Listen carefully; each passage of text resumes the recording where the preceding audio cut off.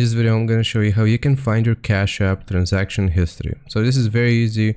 The most simple way of how you can find your transaction history is by clicking on the little clock icon in the bottom right corner, which is this one.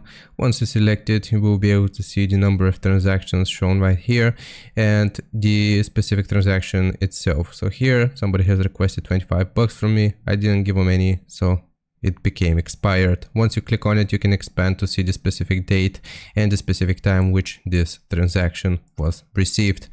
If you can't find it here for some reason, what we can do instead is click on our profile icon in the top right. Then we'll go into support, and then here we'll just search for activity. And once you click on, or we'll just search for transaction history, sorry. And here you will be able to see a specific link that lets us download our transaction history, and monthly statements will become available 5 business days into the following month. So here you can access your statements. So I hope this helps. Leave a like and sub. I'll see you next time.